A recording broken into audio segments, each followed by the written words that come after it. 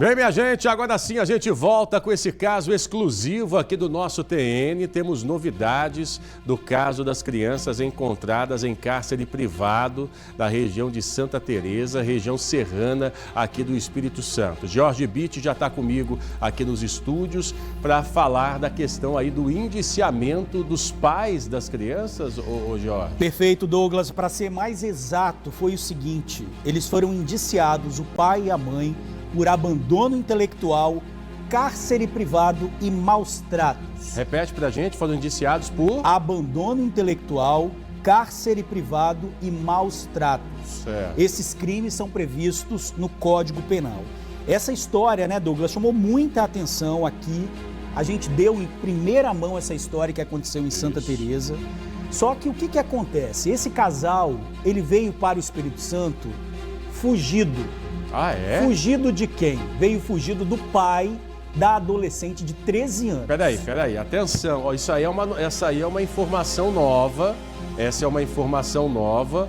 Por isso a gente está trazendo os detalhes desse caso com exclusividade. Você só vê aqui no nosso TN. Então, eles vieram aqui para o Espírito Santo, foram morar nessa região ali, afastada pra caramba, que é uma região de zona rural do município de Santa Teresa. E eles eram de onde? Eles eram do Rio de Janeiro. Do Rio de Janeiro. E vieram fugidos pra cá. Vieram fugidos pra cá. Fugidos de quem? Fugidos do pai da adolescente de 13 anos. Esse casal, eles tiveram mais 2 filhos. Sim. E a mãe teve uma filha com outro homem no Rio de Janeiro. Hoje, essa menina tem 13 anos. Ficou comprovada a seguinte versão: essa filha mais velha, de 13 anos, recebeu atendimento no Rio por terem sido detectados indícios de violência sexual contra o pai biológico, que o pai biológico fez contra essa adolescente. Ok. Isso aí está comprovado. Isso está comprovado. A família do pai dessa adolescente agrediu e perseguiu a mãe das crianças. Perseguiu essa mulher. Porque a mãe denunciou provavelmente porque a mãe denunciou o pai abusador. Contra essa adolescente de 13 certo. anos. Então, essa família, o padrasto dela, junto com a mãe, dos quais eles tiveram mais 2 filhos, vieram em fuga aqui para o Espírito Santo. Caramba, bicho. Exatamente, né? Aí o que aconteceu? Eles vieram em fuga na época que estava com a pandemia de Covid. E ele ficou trabalhando aqui em home office, aqui no Espírito Santo, já que ele é funcionário público no Rio de Janeiro. Então aproveitou essa situação e veio para cá. Então todos vieram juntos, começaram primeiro a morar ali em Guarapari, né? Ficaram com medo, depois foram para Domingos Martins e finalmente foram para Santa Teresa, fugindo das ameaças do padrasto, do pai dessa adolescente de 13 anos. Então eles vieram do Rio de Janeiro, encontraram um puxadinho lá na região de Guarapari. Exato. Ficaram em Guarapari durante um tempo. Depois foram para o outro lado, né? Estavam no litoral e foram para a região serrana, lá para a região de Domingos Martins. De Domingos Martins. E aí depois que eles foram para Santa Teresa? Depois que eles foram para Santa Teresa. A mulher, a mãe dessas 3 crianças, entrou em depressão. Sim. Ela saía de manhã, voltava à noite e deixava os filhos trancados o tempo inteiro dentro de casa. Caramba! Essa é a verdade. Nesse tempo que eles estão aqui no Espírito Santo, desde 2019, as crianças não receberam atendimento médico, atendimento odontológico e não foram matriculados em nenhuma escola. Desde quando? 2019. Caramba, então 2019, 20, 21, 22, 23, 24. Exatamente. Caramba, bicho. Isso daí, né, ficou comprovado então que essa família veio para cá em fuga, porque a filha mais velha, hoje com 13 anos, né, houve uma denúncia de abuso sexual do pai dela, então eles vieram para cá, a mãe constituiu uma nova família com esse funcionário público, tiveram mais 2 filhos, então eles vieram para cá fugindo dessa situação, dessa ameaça que acontecia no Rio de Janeiro. Caramba! Agora, a pergunta que fica, mas mesmo nessa fuga, mesmo em relação à doença mental dessa mãe, não há uma possibilidade? A informação de fontes seguras é de que ficou evidenciado o cárcere privado, tá? O abandono intelectual e maus tratos. Caramba! O indiciamento dos 2. Caramba! E aí você veja só, você que está chegando agora no nosso TN, na época a nossa Suzy Faria, a gente está vendo aí nas imagens, a Suzy também na época com exclusividade foi até o local, entrou na casa, mostrou toda a situação que a gente está vendo aí e hoje o nosso Jorge Bitt vem trazendo com exclusividade o caso dos pais dessas crianças que foram mantidas, né, em cárcere privado. Até então era suspeita de que eles eram mantidos em cárcere privado, agora a confirmação por parte da polícia e por parte dessa fonte que o George tem, confirmando, porque a situação em que essas crianças viviam, né, George, uma situação totalmente degradável, né? Exatamente, Douglas. E a informação, né, desde 2019, sem estudar. E quando a gente foi lá, e a Suzy Faria trouxe essa informação para a gente, inclusive também com a apuração da Vanusa Santana, sim, que trouxe a primeira informação sobre esse caso, é de que parecia que eles estavam se preparando para uma guerra. Comida estocada, muita coisa ali que, na verdade, a gente não podia precisar se estava dentro da validade ou não. Entendi. O fato é que tinha muita coisa estocada ali dentro, muita sujeira, o que comprova a questão mental da mãe, a doença mental da mãe. Agora, a polícia não levou em consideração o fato deles estarem fugindo desse pai, né? Porque é um caso importante, é um ponto importante também, porque eles começaram a rodar, né, Guarapari, Domingos Martins e depois Santa Teresa, como a gente está vendo na imagem aí quando o caso estourou, né? A polícia então não levou em consideração, pelo menos até então, que eles estavam nessa situação por estar em fuga. Esse é o indiciamento deles, por esses 3 crimes: maus tratos, cárcere privado, abandono intelectual. Agora, tudo isso vai ser avaliado pelo Ministério Público, que pode apresentar essa denúncia ou não. O fato é que, apesar de ter sido ameaça, o que a gente faz quando a gente recebe uma ameaça? Procura a polícia, registra do boletim de ocorrência e até então isso não foi feito. Exatamente. Até mesmo se você está recebendo uma ameaça, você esconde as crianças, o que pode acontecer? Essas crianças ainda assim estão correndo perigo. Porque como que você pode garantir essa segurança? Verdade. Você tem que denunciar para quem? Para os órgãos competentes, para a polícia. E é isso aí que levou em consideração também. Ô, George, segura aí um pouquinho, daqui a pouquinho você volta comigo ao vivo de novo, trazendo mais informações desse caso. Ok, você está recebendo mais informações aí, né, George?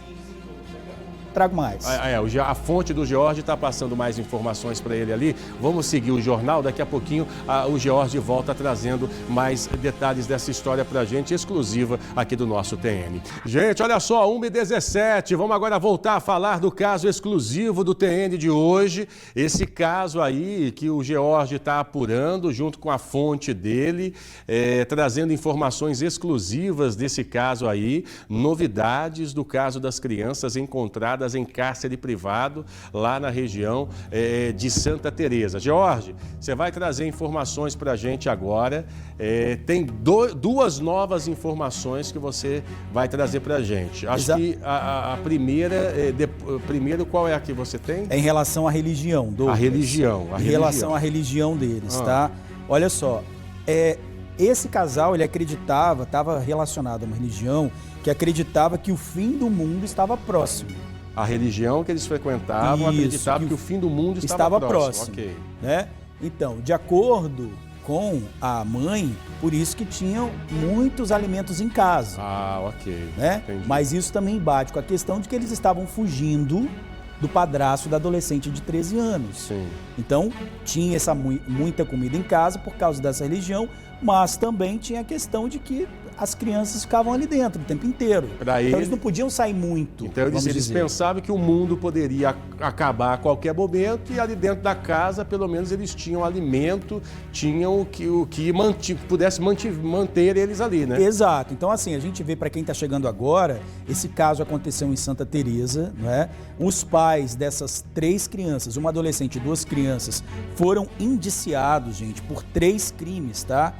3 crimes eles foram indiciados: cárcere privado, abandono intelectual, tá? E isso daí, o que a gente diz, Douglas, é o seguinte: essa situação, ela chama a atenção para quê? Aonde estão as crianças agora? Porque desde 2009, elas estavam sem estudar e sem ir ao médico. Desde 2009. Agora sim elas estão no abrigo e voltaram a estudar, tá? Certo. Esse inquérito ele vai ser encaminhado ao Ministério Público, que pode oferecer a denúncia para ver essa situação. Certo. Jorge, olha só, o Jorge vai continuar comigo aqui. Eu preciso ir para o intervalo rapidinho.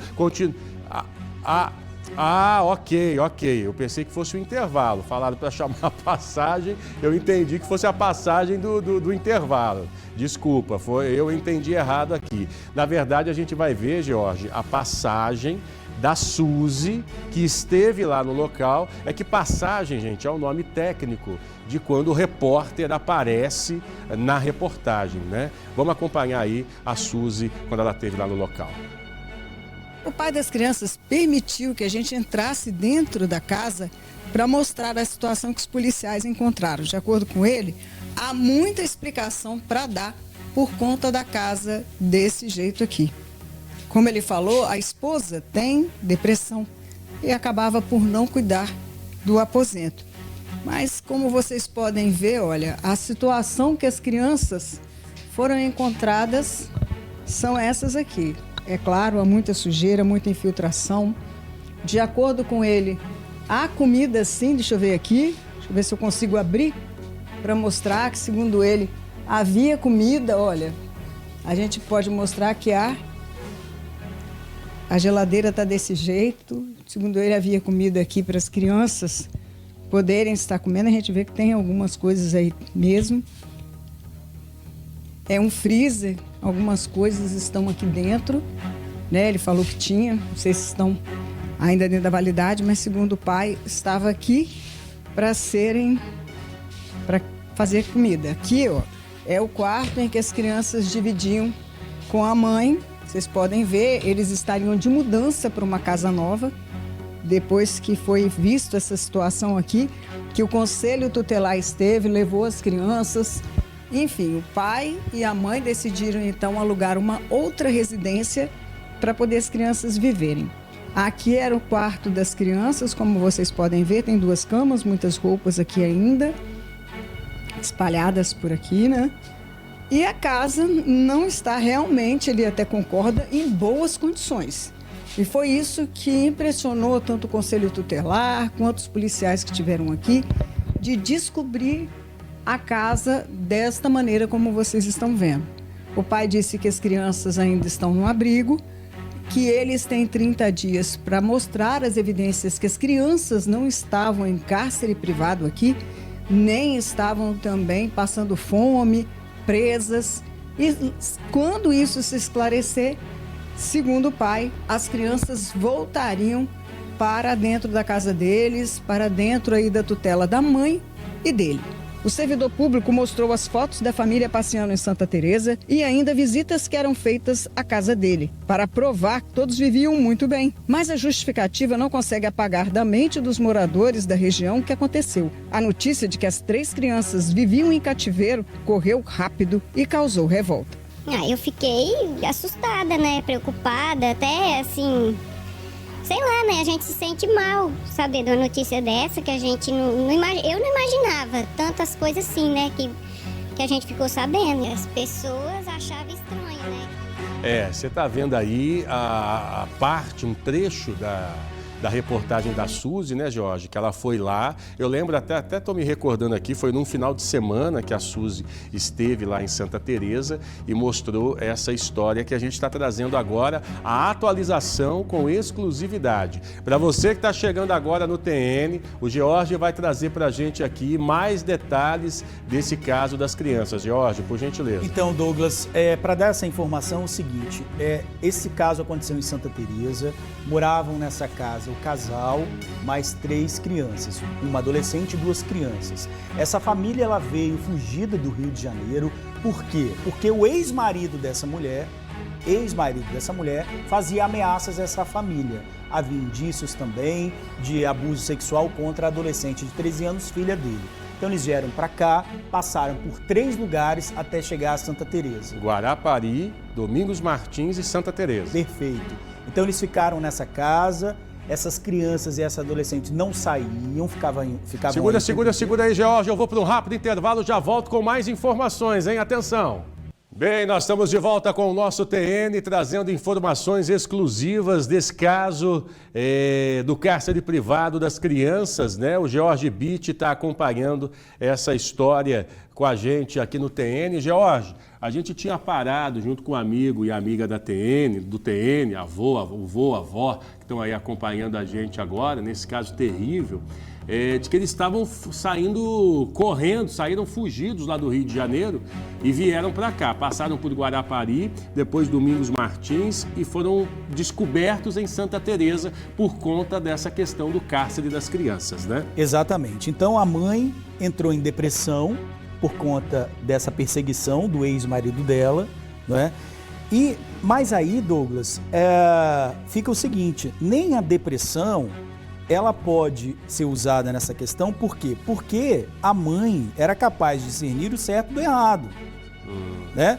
Então, assim, o legal do ilegal, porque ela não perdeu essa capacidade de julgamento. E isso foi analisado também pela autoridade, né? Acredito que sim. Então, sendo essa pessoa que tem uma formação de nível superior, é bem instruída, ela sabia que não poderia deixar as crianças naquelas condições, principalmente sem estudar. Sim. E também há informações da comprovação de que ela estava exercendo um trabalho lícito, de maneira correta. Entendi. Então ela era vista ali na sociedade, só as crianças que não, que ficavam trancadas dentro da casa. Ok, ou seja, ela tinha uma vida normal, saía, ia na venda, andava ali pelo terreno onde eles moravam, ali na região da zona rural, mas as crianças sempre trancadas em casa. Sempre trancadas. Então também eles tinham comprado móveis novos, colchões novos, mas eles mantinham esses materiais novos em outro cômodo, separado da casa. Estranho, né? Que não era acessível às crianças.